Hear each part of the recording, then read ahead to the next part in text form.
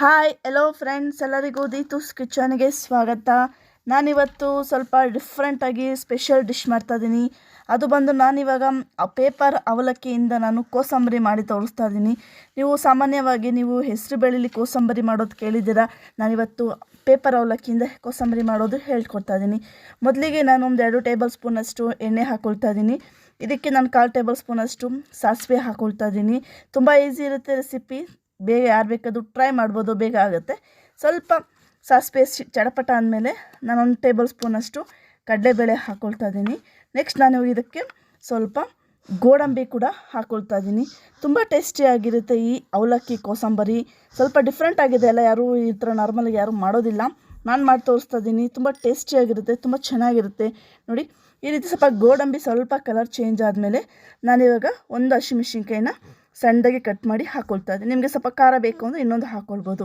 ಈ ರೀತಿ ಸ್ವಲ್ಪ ಲೋ ಫ್ಲೇಮಲ್ಲೇ ನೀವು ಅದು ಚಟಪಟ ಅನ್ನಬೇಕು, ಅಲ್ಲಿ ತನಕ ನೀವು ಈ ರೀತಿ ಫ್ರೈ ಮಾಡ್ಕೊಳ್ಳಿ. ಸ್ವಲ್ಪ ಕಲರ್ ಚೇಂಜ್ ಆಗ್ತಿದೆ ಅನ್ನೋ ಟೈಮಲ್ಲಿ ನೀವು ಫ್ಲೇಮ್ನ ಆಫ್ ಮಾಡ್ಕೊಳ್ಳಿ, ಇಲ್ಲಾಂದರೆ ಸೀದೋಗುತ್ತೆ. ನೋಡಿ, ಈ ರೀತಿ ಇದಕ್ಕೆ ನೀವು ಸ್ವಲ್ಪ ಕರ್ಬೇವಿನ ಸೊಪ್ಪು ಕೂಡ ಹಾಕ್ಕೊಳ್ಬೋದು.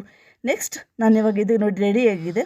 ನೆಕ್ಸ್ಟ್ ನಾನಿವಾಗ ಇದಕ್ಕೆ 1 ಕಪ್ಪಷ್ಟು ಸೌತೆಕಾಯಿನ ಸಣ್ಣದಾಗಿ ಕಟ್ ಮಾಡಿ ಹಾಕ್ಕೊಳ್ತಾ ಇದ್ದೀನಿ. ಇದಕ್ಕೆ ನಾನೊಂದು 2 ಟೇಬಲ್ ಸ್ಪೂನಷ್ಟು ಕೊತ್ತಂಬರಿನ ವಾಶ್ ಮಾಡಿ ನೀಟಾಗಿ ಕಟ್ ಮಾಡಿ ಹಾಕ್ಕೊಳ್ತಾ ಇದ್ದೀನಿ.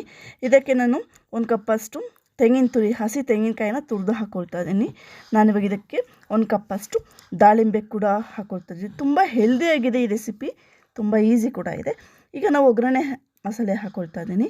ಈ ರೀತಿ ಹಾಕ್ಕೊಂಡ್ಮೇಲೆ ನಾವು ಚೆನ್ನಾಗಿ ಮಿಕ್ಸ್ ಮಾಡ್ಕೋಬೇಕು. ತುಂಬ ಈಸಿ ಇದೆ ರೆಸಿಪಿ, ತಕ್ಷಣಕ್ಕೆ ಆಗುತ್ತೆ. ಏನಾದರೂ ಹಬ್ಬ ಬಂದಾಗ ನೀವು ಮಾಮೂಲಿ ಹೆಸರುಬೇಳೆ ಕೋಸಂಬರಿ ಮಾಡೋದು ಬದಲು ಈ ರೀತಿ ಮಾಡಿ, ಚೆನ್ನಾಗಿರುತ್ತೆ ತಿನ್ನೋದಕ್ಕೆ. ಸ್ವಲ್ಪ 1/4 ಟೇಬಲ್ ಸ್ಪೂನಷ್ಟು ಪುಡಿ ಕೂಡ ಹಾಕ್ಕೊಳ್ತಾ ಇದ್ದೀನಿ.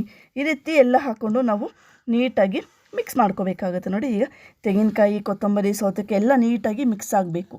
ನೋಡಿ, ತುಂಬ ಈಸಿ ಇದೆಲ್ಲ ರೆಸಿಪಿ.